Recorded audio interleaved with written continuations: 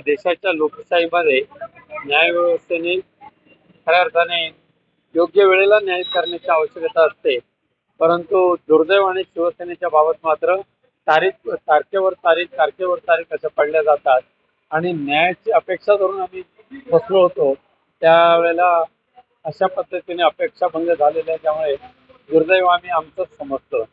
दुसरं आणखी आता सिंधुदुर्गामध्ये सगळे सहविकास आधारित पॅनल तयार होत होतं, पण त्या पॅनलला उद्धव ठाकरेंनी होकार दिलाय की नकार दिलाय, नेमकं उद्धव ठाकरेंचं काय असं कळते की त्या ठिकाणच्या स्थानिक नेत्यांनी पटवून दिलं उद्धव ठाकरेंना.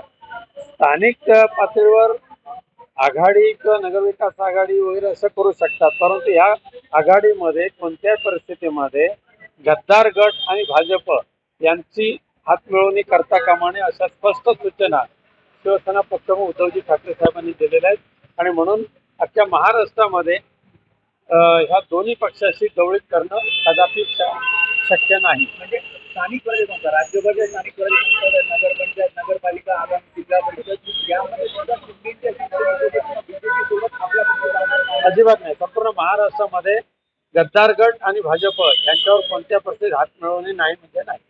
तुम्ही एका बाजूला असं म्हणताय, दुसऱ्या बाजूला राष्ट्रवादी दोन्ही गट काही स्थानिक स्वराज्य संस्थांच्या त्या ठिकाणी एकत्र येतात आणि एकत्र निवडणुका लढवायचा निर्णय घेतला.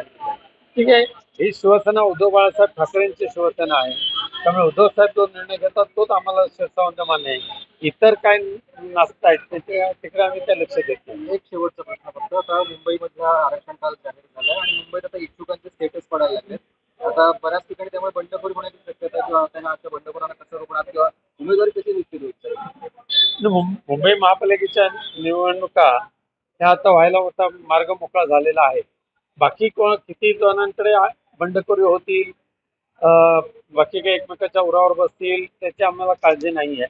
पण एक मात्र निश्चित, शिवसेना उद्धव बाळासाहेब ठाकरे ह्या पक्षाची आणि माननीय राजसाहेबांच्या मनसे ह्या पक्षाची युती तर नक्कीच होईल आणि आघाडीचे इतर दोन पक्ष आले तर त्यांचं सुद्धा स्वागत असेलच, परंतु भारतीय जनता पक्ष आणि एकनाथ शिंदे गट मात्र एकमेकाच्या छाताडावर बसतील अशी सद्यस्थिती झालेली आहे.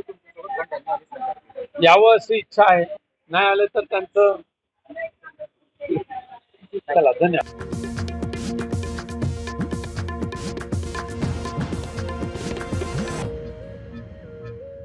माननीय सुप्रिया